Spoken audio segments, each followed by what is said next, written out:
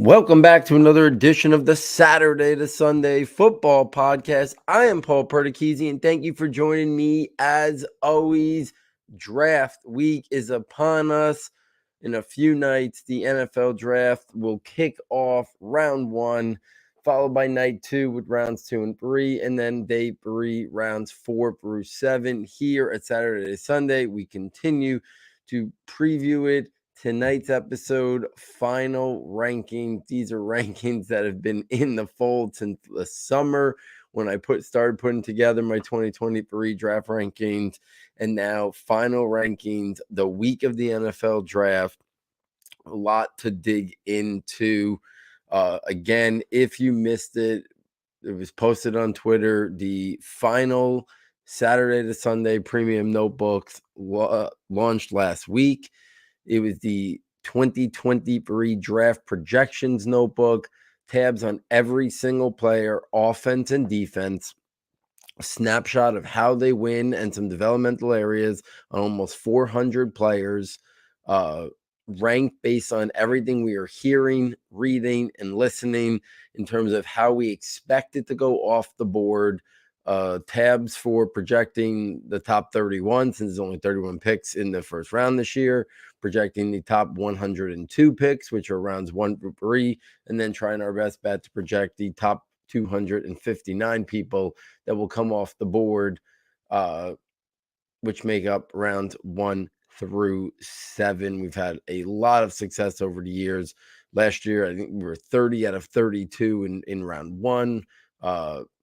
And then it was like 86% in terms of rounds 1 through 3, and then like 84% rounds 1 through 7. If you have never purchased the notebooks, we greatly consider you checking it out. For $9.99, you get access to all 3 notebooks. You get the Draft Projections notebook that just dropped last week. Will continue to be updated right up until minutes before the NFL draft kicks off as a guide of what we expect and what we think will happen. You get the rankings notebook. It has all our rankings and tiers in it. It'll have our dynasty rookie rankings updated each night of the NFL draft as well. It'll have positional dynasty rankings overall, updated after the NFL draft as well, which will take into account all of free agency and then all of the NFL draft to really, kind of help people in their dynasty leagues or startup drafts. And then you get the scouting notebook, which has almost 100 detailed offensive skill profiles, which has strengths, functional areas, developmental areas, how they win, NFL role, scheme fit, and then a fantasy spin. So that's our detailed scouting reports and almost 100 offensive players. You get all 3 of them for $9.99. If you've never checked it out, please consider purchasing it. It's the best way to help us and continue to do what we do here. If you've purchased it in the past, please consider purchasing it again. Really important that, we continue to get those sales to help continue to do what we do here. So let's get right into it. Final rankings for the 2023 NFL draft. This has nothing to do with fantasy. This is just film analysis on these prospects. So let's kind of dig right in. There's been some changes since I did my rankings and tiers, post NFL Combine, but not a lot. But I figured we'd go through them. So let's start the quarterback position. I'll rattle them off. Number 1, Bryce Young out of Alabama. Number 2, CJ Stroud out of Ohio State. Number 3, Anthony Richardson out of Florida. Number 4, Will Levis out of Kentucky. And number 5, Hendon Hooker out of Tennessee. I'll share my rest in a second, but let's start there. For me, Bryce Young has never not been my number 1 quarterback. He was my number 1 quarterback last summer. He was my number 1 quarterback throughout the season. He's been my number 1 quarterback in the entire pre-draft process. I know the size and frame are an outlier, but I think when you watch him play, his ability to solve problems, his ability to move around the pocket, the mental processing, he's got that part Drew Brees style in him. If he's going to be an elite level quarterback at the next level, he's going to win similar to the way Drew Brees won. I think he moves around the pocket very Russell Wilson-esque. Russell Wilson had a better natural arm, but I think, you talk about the movement ability of Russell Wilson inside the pocket and just outside the pocket, not his rushing ability. And then the ability to solve problems, processing, ball placement, accuracy, some Drew Brees caliber skill set there. That's, I think, how Bryce Young will be successful at the next level. CJ Stroud, best in terms of ball placement and accuracy in this class. We've talked at length about that Georgia game showed the ability for him to play off structure and make things happen, when he's under pressure and handle pressure better and playing off structure and throwing on the run. And if that was a sign of things to come, I think that would bode well for CJ Stroud. Anthony Richardson, I've gone on record saying he's got the highest ceiling. He's part Cam Newton. He's part Lamar Jackson. I think there's refinement in his game, but I also don't think he's a project. I think he's got to get on the football field. I think there's times he shows the ability to work progressions. He shows the ability to throw with touch. He shows good decision making at times. So for me, it's just about reps and experience. But I think he has the ability to continue to refine his passing skills. And then you add the literal unicorn type athleticism, elite level athleticism. I think the ceiling is the highest for Anthony Richardson. He would be the guy that I would really be pounding the table for if I needed somebody in the top 5. If you're talking fantasy, I don't see any way he's not the first quarterback taken in any dynasty rookie drafts in terms of this draft class. Like, he should be, and I don't even think it should be particularly close. Will Levis and Hendon Hooker to round out my top 5. Listen, we know where that stands. Will Levis, we see the good, we see the bad.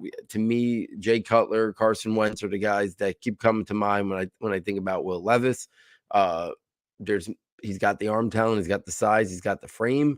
It's just the inconsistency. And then Hendon Hooker, the age, coming off the injury, but he's one of the best vertical throwers, maybe the best vertical thrower in this entire draft class. In terms of his running capabilities, but pre-injury, to me, there's very much a Dante Culpepper feel to his game. So I'm a fan of Hendon Hooker. I think he's an intriguing day 2 type quarterback prospect somewhere in round 2. If I keep this going, number 6 was Jaron Hall out of BYU. Number 7 is Dorian Thompson-Robinson out of UCLA. Number 8 is Tanner McKee out of Stanford. Number 9 is Jake Haener out of Fresno State. Number 10 is Aiden O'Connell out of Purdue. Number 11 is Stetson Bennett out of Georgia. Number 12 is Clayton Tune out of Houston. Number 13 is Malik Cunningham out of Louisville. Number 14 is Max Duggan out of TCU. And number 15 is Tyson Bagent out of Shepherd. Jaron Hall, I think there's the discount version of Bryce Young, the day 3 version of Bryce Young, or the discount version of Russell Wilson. I think Jaron Hall's got a pretty good arm. I think he's got some dual capabilities. I like his ability to play off structure, to make throws on the run. I think he can throw a touch in anticipation. So I like Jaron Hall as an interesting day 3 type flyer, a guy who maybe can develop into a backup quarterback. Dorian Thompson-Robinson, I think, offers maybe the biggest intriguing skill set in terms of the arm talent, the athleticism. He started a lot of games, so he's got a lot of experience under his belt. I like Dorian Thompson-Robinson. Tanner McKee, if you're looking for a traditional pocket passing quarterback, he's got some arm talent. He's got the ability to throw with touch and anticipation. For him, it's he's not going to do much moving around the pocket. At times, it can be a little bit of a statue back there. And then Jake Haener's generating a lot of buzz to be maybe this year's Brock Purdy type guy. Like, he is a guy who I think checks off a lot of the mental processing, the intangibles, average arm talent, a little bit average to above average athleticism. But I think Jake Haener's got a real chance to go somewhere in round 4, round 5, and be a backup quarterback that has a long, successful career in the next level. So it would be interesting. I think, he's a guy that might come off the board higher than some of my other guys I have ranked here. But in terms of what I think, in terms of guys who could develop into starters, I like the other guys a little bit more in terms of guys who have a little bit higher ceiling. But I think Jake Haener's floor is a little bit safer. And then Aiden O'Connell, another guy who I think when the year started, some people thought he might be a guy that can push his way to day 2. He's going to be more of a day 3 guy, but he's got a skill set that I think is draftable. And same thing with Stetson Bennett, even Clayton Tune. I think there's about 11 or 12 guys who are going to get drafted. I could see about 12 quarterbacks getting drafted in this draft class, and then a couple priority free agents that are intriguing, maybe like Malik Cunningham, Max Duggan, Tyson Bagent. I could see those guys being high priority free agents and then see if they can make an NFL roster from that. If we take this over to the running backs, number 1, Bijan Robinson out of Texas. Number 2, Jahmyr Gibbs out of Alabama. Number 3, Devin Achane out of Texas A&M. Number 4, Tank Bigsby out of Auburn. Number 5, Tajay Spears out of Tulane.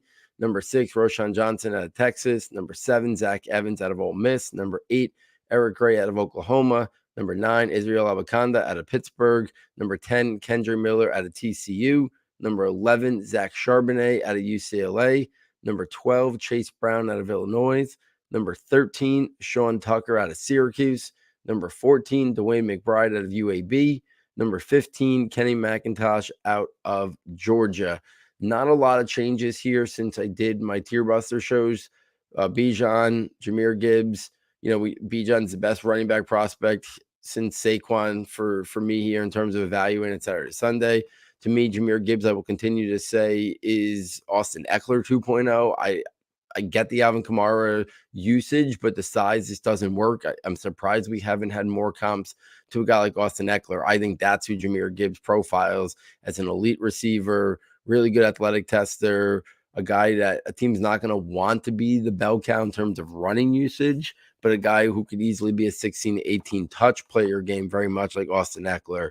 Devin Achane, while he may be slipping a little bit in the NFL eyes, to me, he's still my RB3, the big play, the explosive ability. I think he showed this year that he's tougher and more physical than people give him credit for, even at his size. If we look back in a couple of years and he morphed into a career similar to Chris Johnson, I wouldn't be stunned. I think he can be more than just like a bit player if some people are worried about that. I think Tank Bigsby is maybe the most underrated running back in this class. I think if he played in a different setup, I think at Auburn, he was asked to do a lot behind a very poor offensive line. And I think he made his stats look worse, made him look worse at times, maybe questioned his decision-making, but I think he was trying to often do too much behind that line. But I like the combination of power, burst, acceleration, speed. I think Tank Bigsby, big-time recruit. Him and Bijan came in, and there was a lot of buzz their freshman year about who was going to be the better, collegiate running back, better NFL prospect. And I always like Bijan a little bit more, but I always thought Tank was pretty close. Obviously, now the gap in terms of their NFL draft prospect, is pretty wide. But I think Tank Bigsby somewhere on day 2 makes a lot of sense. If he doesn't go on day 2, he's going to be a steal somewhere in the top of round 4. Tyjae Spears, explosive, quick, jitterbug type guy, make you miss. The big concern with him is injury concerns. I think it's going to have him slide a little bit in the NFL draft. But for me, I think in terms of a guy who offers big playability, pass catching ability, those are the guys that I usually gravitate towards. On the film alone, if you take the injury concerns out of it, I look at Tyjae Spears as a top 5 back in this class. Roschon Johnson, I think if he wasn't playing behind Bijan Robinson, would have been a star in college. I've comped it very much to Ramondre Stevenson being a really good NFL player and was a bit player in college. I think Roschon's going to go somewhere on day 2. I like his versatile skill set to play on all 3 downs. I really like what he brings to the table. Zach Evans out of Ole Miss, formerly TCU. Listen, I know some people are down on him, but the burst, the acceleration, the explosion, I think it's there. He's got good size. I think he runs strong. I think he can kick it to the outside and be a threat, on the perimeter, but also run tough inside. I really like his game. Eric Gray, I've been a fan of his since Tennessee. I think he's got 3 down capabilities. Maybe he doesn't have a great calling card or a great skill set, but I think he's above average to good and very good when it comes to the pass catching stuff.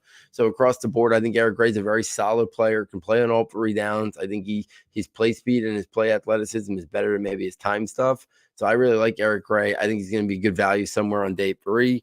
And Israel Abakanda and Kendra Miller. I mean, Abakanda, if you're looking for that outside home run threat, that's Abakanda. I think, he's just scratching the surface. There's some running back instinct stuff, vision, patience that I still think needs some development or refinement. But big playability. You put him in an outside zone type scheme. Think San Francisco, think Miami, and I think Abakanda could be a superstar. And then Kendra Miller at 10, another guy who plays like he's a 205-pound back, but he's a bigger back than that. But he plays like a smaller back. Really quick feet. I like his ability to make people miss, but he also could run with power. I really like Kendra Miller. I think the NFL is higher on Kendra Miller than I even am. I could see Kendra Miller being the 4th or 5th running back taken in this class. For me, he's at number 10. But I like these running backs a lot. To me, after the top 3 guys for me, Bijan, Gibbs, and Achane, I think 4 through 11 can really be ranked in any order. The margin between those guys is razor thin.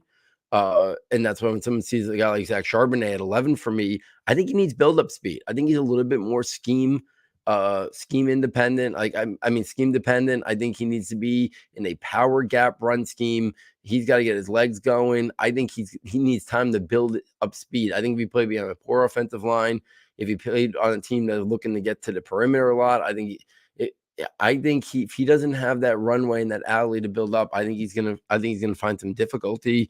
I think he belongs in the round 3 mix for sure. I think he's a better prospect than Brian Robinson. I like him a little bit more than Damian Pierce last year, Zamir White, those guys. But I just think in this draft class, the other guys have, to me, more the 10 guys above, more intriguing skill set, either a more versatile skill set. I don't think Zach Charbonnet is going to be a pass catcher at the next level. I don't think it's going to be a bell cow at the next level. I think people are overvaluing his pass catching skills.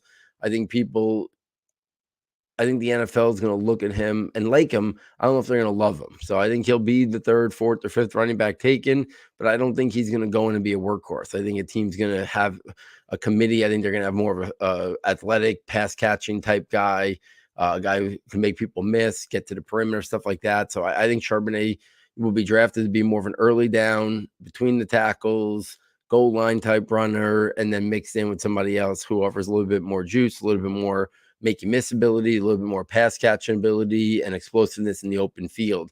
I think his pass catching was mostly a product of the offense. I think he'd be a check down guy just fine. I just don't think the NFL is going to look at him as a 3 down back. Chase Brown, really good athletic tester, really strong year this year. Another guy who could be a home run threat, especially out on the perimeter, tough physical runner as well. Sean Tucker, linear explosiveness, straight line speed, good athlete, but again, not a guy who's going to make you miss a little bit. Had a little bit of a down year. Dwayne McBride, he's another guy very similar to Eric Gray. I don't think he's got a elite quality or great quality, but I think just about everything is above average, good, or very good. So I think he's another guy early on day 3, really intriguing player. We don't know anything about his receiving capabilities. That's the one question. We didn't see him do anything. So is he just an early down runner? That obviously hurts his value a little bit. And then Kenny McIntosh at 15, maybe one of the best pass catching running backs in this draft class, but really tested out poorly, even worse than I expected him to. I never thought he was going to be like this change of pace guy. I was just surprised to see how unathletic the testing was. So I think it's going to hurt his value, but I think as a pass catcher, still really intriguing there. If we take this to the rest of my running back list, 16 was Deuce Vaughn out of Kansas State, 17 was Keaton Mitchell out of East Carolina, 18 was Evan Hull out of Northwestern, 19 was Travis Dye out of USC, 20 was Muhammad Ibrahim out of Minnesota. 21 was Chris Rodriguez out of Kentucky. 22 is Deneric Prince out of Tulsa. 23 was Tiyon Evans out of Louisville. 24 is Roderick Thompson out of Texas Tech. 25 is Tavion Thomas out of Utah. 26 is Cameron Peoples out of App State. This group here, the guys that intrigue me the most are towards the top of this. 16, Deuce Vaughn. Again, I know the size and the frame are concerns, but I still like the player. I think there's a role for him as a space player, change of pace guy, kick/punt returner, and pass catcher. I like his game. I'm intrigued by him. Very similar. Keaton Mitchell, another undersized guy, but explosiveness, good pass catcher, make you miss. I like both of those guys somewhere on day 3. Evan Hull, one of the better pass catching running backs in the class, but offers more size than the 2 guys we just talked about. He's got quickness. He can make you miss. Evan Hull's a really intriguing prospect that's going to come off the board somewhere on round 5 or round 6. Travis Dye at USC.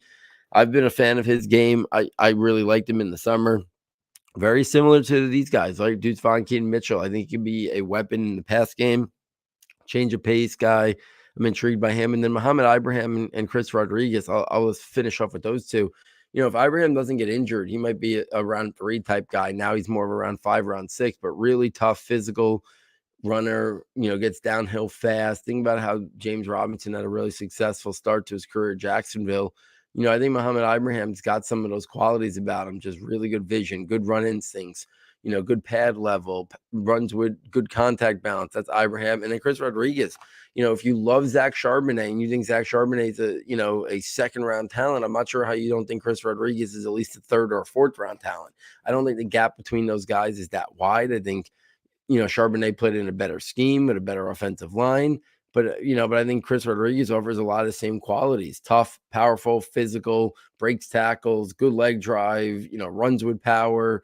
I think Rodriguez offers a lot of those same qualities as well.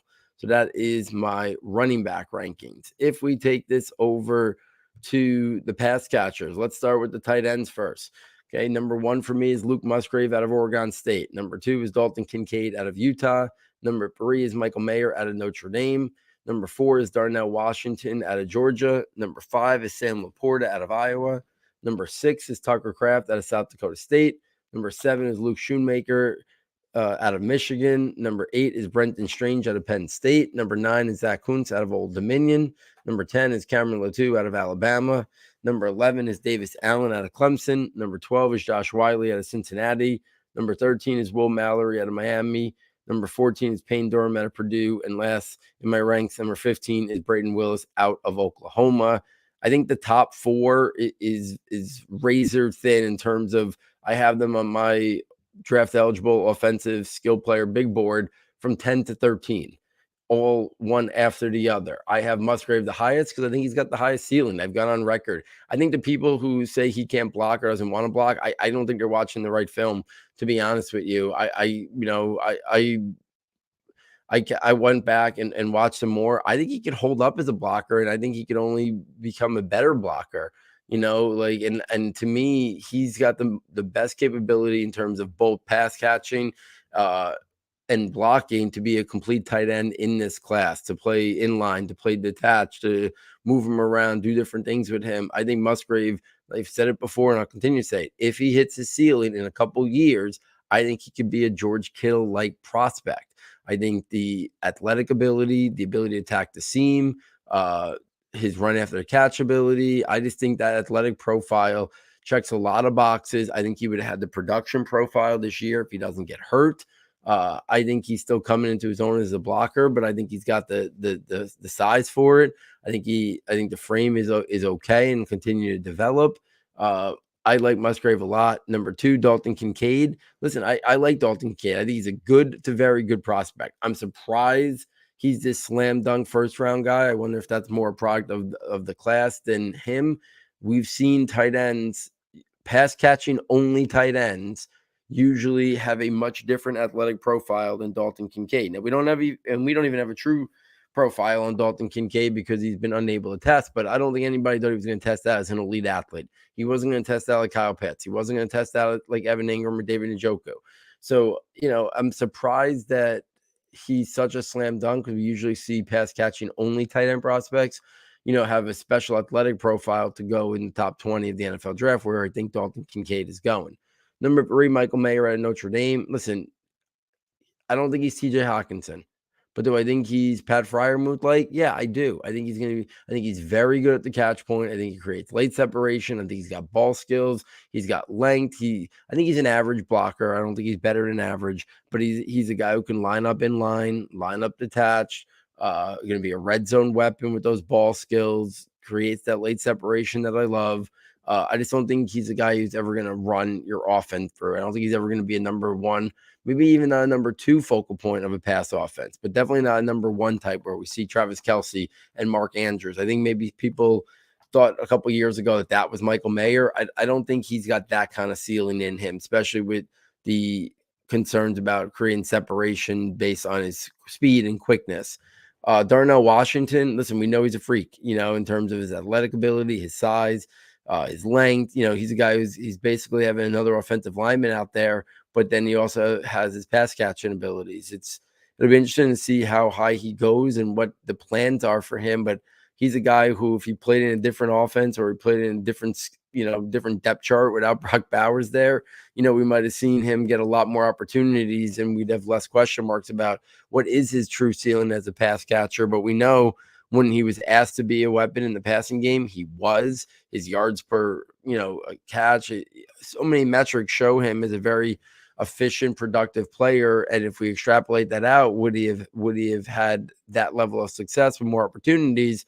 I think the answer probably is yes. So I think all 4 of those guys, you can really shuffle them up and make any order you want. I kind of went highest ceiling to, Musgrave, with what number one for me, and then when Kincaid, May, or Washington, but you could easily flip that up. Sam Laporta and Tucker Kraft, who made up my 5-6. Really like those guys. I think Sam Laporta and Tucker Kraft, in some draft classes could be the top 2 tight ends. It would be, a decent class, right? I think you look at Laporta and Kraft, and I think I like those 2 guys maybe more than the first 2 tight ends that came off the board last year. So those guys would make it a really deep class. And then Schoonmaker and Brenton Strange really stretched this out to 8. I mean, all of those guys, like Tucker Kraft, great size, great frame. He's got athleticism. He's got blocking ability. I know he dominated at a lower level of competition, but I like him. Laporta at Iowa did a lot of different things. The athleticism, very tough, ferocious type player, gives his all in terms of his blocking. A lot to like about Laporta. Luke Schoonmaker started the year, behind Eric Hall, and most people thought he was just a blocking tight end, and he's kind of morphed into a more complete tight end now. One of the best blockers at the position, but then also now a functional pass catcher as well. And then Brenton Strange, he's kind of like the guy, like I mentioned before at the running back position, like when I mentioned, a guy who's not great at anything, but is above average to good at everything. That's pretty much Brenton Strange. He plays a really tough physicality, so he gives a good effort blocking, but he's got above average to good pass catching skills. A lot to like about Brenton Strange. Zach Kuntz, elite level athletic tester. I think he's going to be really interesting. Formerly started at Penn State, so you're talking about a guy who was highly regarded. So I got like Zach Kuntz, really intriguing prospect somewhere on day 3 of the NFL draft. Cameron Latou, Davis Allen. I think these guys can be borderline starting NFL caliber tight ends. Latou, more of the smaller, quicker, faster pass catcher type. Davis Allen, more of a guy who's going to win with size, physicality, red zone weapon, good blocker. Josh Wiley, a taller, leaner guy, but a good pass catcher himself. Will Mallory, another really strong pass catcher. And then Payne Durham, a guy who just really produced this year. Not going to be a guy who creates with quickness and separation that way, but a really tough physical player, good blocker, and just finds ways to get open, understands how to, find the soft spot in zones, wins at the catch point with toughness and physicality. Liked a lot about Payne Durham all the way down there as my tight end 14. So I don't think it's a elite class at the top. Like, I don't think there's a Kyle Pitts, in this class, but I do think the depth of this tight end class is the best we've ever seen.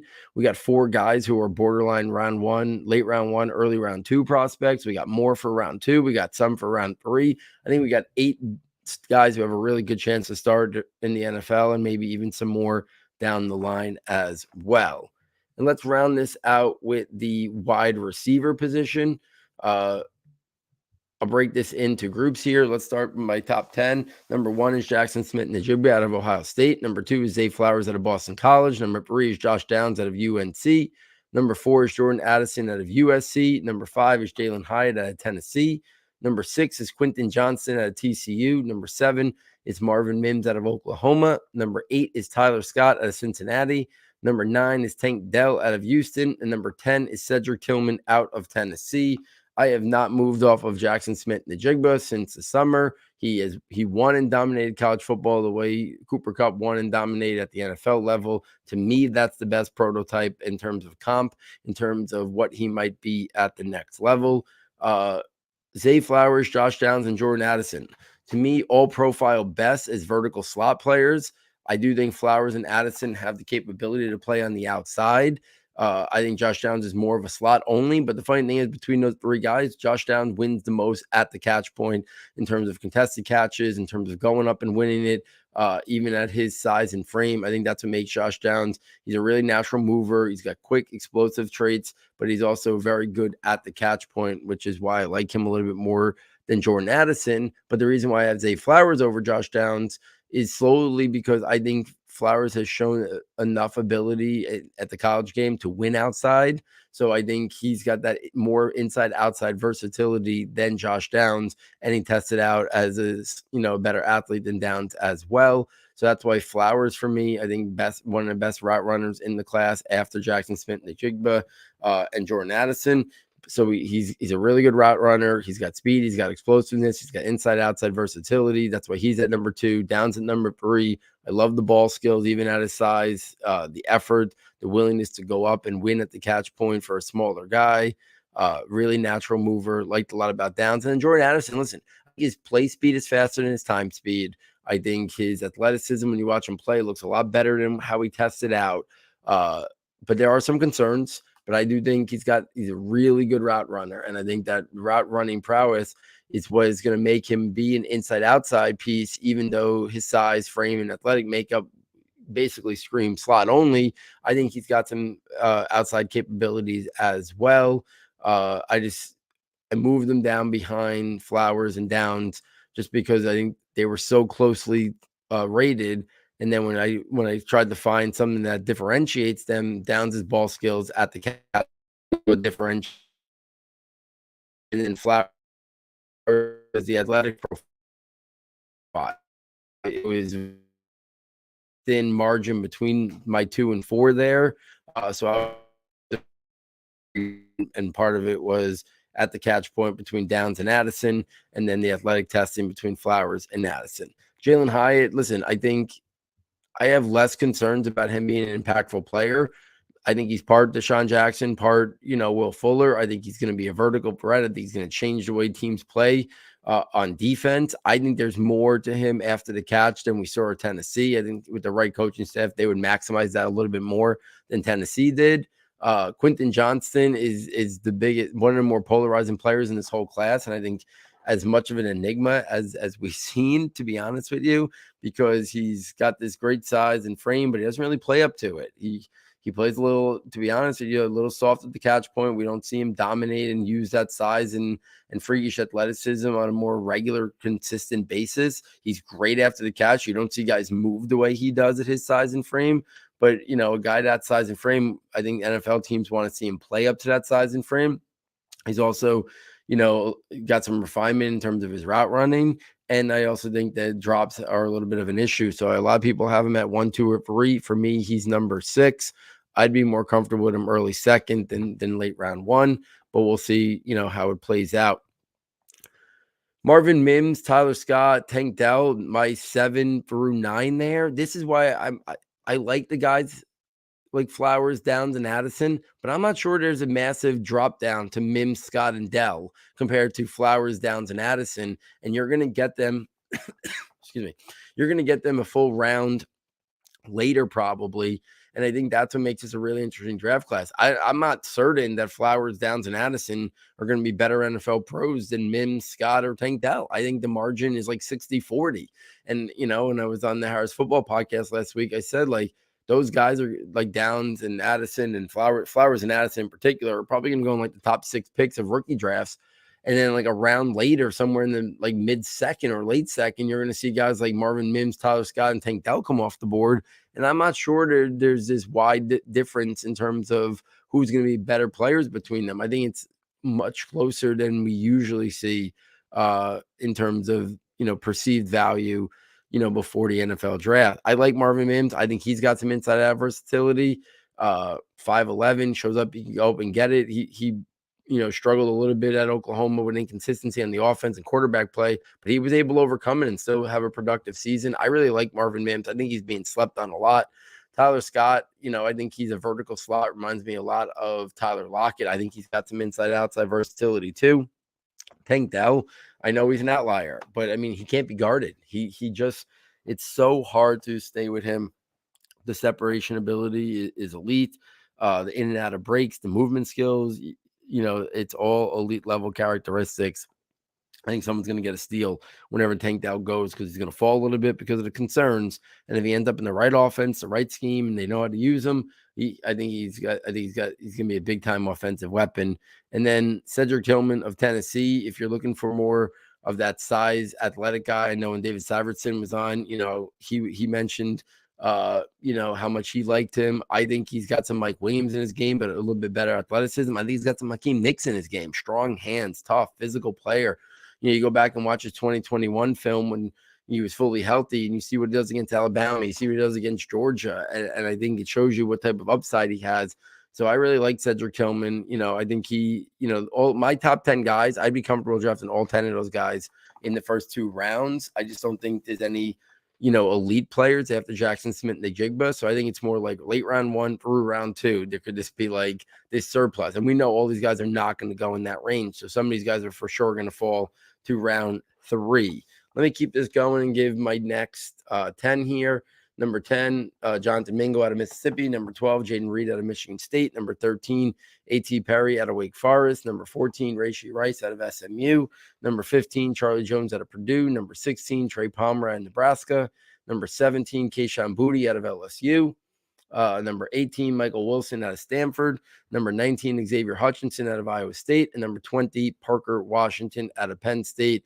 The guys I like most in this group of 10, obviously 11 and 12, but those are the guys I also think could have higher ceilings. Jonathan Mingo out of Mississippi, the size, the frame is checks off a lot of boxes. The toughness and physicality. I think this is a guy who's got inside, outside versatility. You can do a lot of things after the catch with him.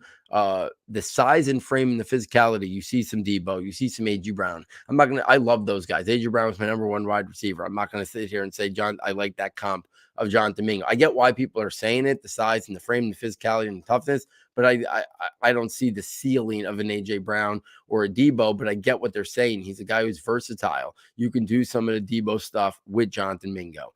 Some of the ways A.J. Brown wins, you could see Jonathan Mingo winning like that. But to me, he's not at the talent of those guys, but he's an intriguing player, generating a lot of buzz. I think he's got a real shot to come off the board in round 2. So he's going to have some pretty good draft capital. So I like Jonathan Mingo. I like the complete package that he brings, the inside outside versatility at the catch point, yak ability or rack ability, especially with his toughness and physicality. And Jaden Reed, I just think he's another one of those guys. Not great at anything, but I just think above average to good at pretty much everything. His quickness, his movement skills, his route running, his footwork, his in and out of breaks, his releases. I like everything about Jaden Reed. Similar to Cedric Tillman, to me, you got to go back to the 2021 film to see the best of Jaden Reed. Michigan State's offense really struggled.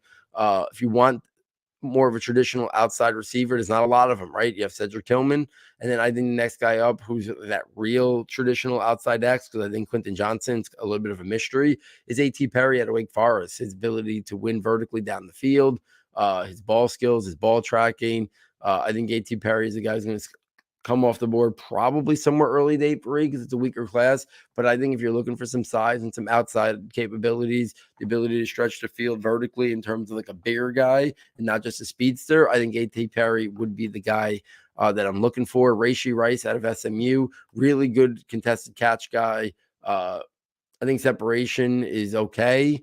I think the speed and the athleticism is solid. But to me, he's a guy who the ability at the catch point is what makes Rashee Rice stand out. And then you combine that with his production at times this year and his athletic package. I think Rashee Rice is another intriguing late round 3, early round 4 guy.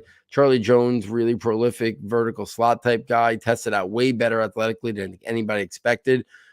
So he's another guy in and out of breaks, fast, good route runner. I think he's a guy who could be a starting slot wide receiver with the ability to get vertical and do other stuff after the catch as well, and like manufacture touch stuff. I think he could be interested in that regards. Another guy like that is Trey Palmer, former 5-star recruit. Another guy who I think's got some inside-outside versatility. Could be a vertical slot. He can play on the outside. You can do manufactured touches with him. To me, Trey Palmer's got refinement. He did a lot of route refinement needed, expand the route tree, but the athleticism, is high level, his ability to get vertical, things you can use him in terms of being a weapon after the catch, and in manufacture touches in the run game as well. Offer him an intriguing skill set in terms of a guy who can be used as an offensive weapon in a variety of ways. Kayshon Boutte at 17, stunning the seam down there, but I think we kind of believed the wrong things about Kayshon Boutte and were misled slightly. He doesn't have great size. He's not this great athlete, but I still think he's a functional player, a guy who probably the next level is going to be a slot, maybe a flanker, but I still think there's ball skills there. I still think there's the ability to adjust. I like, there's still aspects of his game that I like, that I think there's a path where he can be a round 4 pick and still be a functional player at the next level. Maybe just not that star that we thought. Michael Wilson, Xavier Hutchinson, two guys who offer a little bit more size. Both of them are pretty good route runners for their size. Michael Wilson, if he doesn't get hurt, might have been a guy much higher, on this list if he had stayed healthy throughout his collegiate career. But he's a core top level special teamer, offers size, good frame, good athleticism, good route runner. Michael Wilson's a guy probably early round 3 he's going to come off the board and be a guy that a quarterback really looks to in terms of that safety valve. I think Michael Wilson can be that. Xavier Hutchinson, for a bigger guy, he's got some good footwork in terms of his route running. I still got some separation concern abilities. That's why he's a little bit further down the list for me. But I think he's a smart player. I think he's got good instincts, good understanding of route concepts. But I always usually gravitate more towards quicker, faster separator. So that's why Hutchinson a little further down the list. Parker Washington, a really interesting player. He, to me, is like 75% Jarvis Landry. He's got a unique body type for being a slot guy. He wins with his physicality, toughness, very similar to, I think, how Jarvis Landry did. I think Jarvis Landry was a better player coming out, but I think that's how Parker Washington kind of wins in that regard. He's going to be a guy using the slot, but more of not a quickness guy to create separation, but more a smart player who uses his play strength, physicality, and toughness to create separation that way. But he's got really good ball skills, his ability to adjust, make, acrobatic catches. Parker Washington has a highlight reel full of them. Let me just kind of rattle through the rest of my wide receiver ranks, and I'll pick a couple that stand out because I go all the way to 45 here. Number 21 is Trey Tucker out of Cincinnati. Number 22 is Raheem Jarrett out of Maryland. Number 23 is Bryce Ford Whedon out of West Virginia. Number 24 is Andrea Isofis out of Princeton. Number 5 is Elijah Higgins out of Stanford, who could be a move tight end too. Number 26 is Dontavian Wicks out of Virginia. CJ Johnson out of East Carolina is 27. 28 is Justin Shorter out of Florida. 29 is Dante Demas out of Maryland. 30 is Demario Douglas out of Liberty. 31 is Darius Davis out of TCU. Number 32 is Grant Dubose out of Charlotte. Number 33 is Matt Landers out of Arkansas. Number 34 is Michael Jefferson out of Louisiana Lafayette. 35 is Jacob Copeland out of Maryland. 36 is Jalen Wayne out of South Alabama. 37 is Puka Nacua out of BYU. Number 38 is Ronnie Bell out of Michigan. Number 39 is Jalen Moreno Cropper out of Fresno State. 40 is Jason Brownlee out of Southern Mississippi. 41 is Antoine Green out of UNC. 42 is Joseph Nagata out of Clemson. 43 is Jadon Hasselwood out of Arkansas. 44 is Jake Bobo out of UCLA. And 45 is Kyrus Jackson out of Georgia. A couple guys that really intrigue me from this. I can't quit myself on Raheem Jarrett, the former 5-star recruit. Before the year started, he was in most people's top 8, top 10s. I think he still offers an intriguing skill set as a guy who can win at all 3 levels of the field. He can get vertical. He can be used on things after the catch, manufactured touches. I still I'm believing that Raheem Jarrett could have a better NFL career than collegiate career. Bryce Ford Whedon, if you're looking for that explosive vertical threat down the field, that's where Bryce Ford Whedon comes into play. Definitely some ball tracking and development and refinement. And I think the same thing can be said about Andrea Isofis out of Princeton. Same thing as Bryce Ford Whedon, right? Him and Isofis offer that big play ability, stretch the field, offer that tactical value, but there's a lot of refinement from both of those guys. Hands are an issue at times. So both of those guys, intriguing skill set, but there's some concerns about their ball capabilities. Grant Dubose is an interesting guy. I think he's got an intriguing skill set. He'd be a guy that I'd be intrigued with somewhere in day 3. Same thing with Demario Douglas out of Liberty. Justin Shorter, former 5-star recruit. His journey eventually getting him to Florida. I think he's an interesting round 6, round 7 type guy. He offers good size, good athleticism. So after the top 20 or so, I think there's some intriguing names there.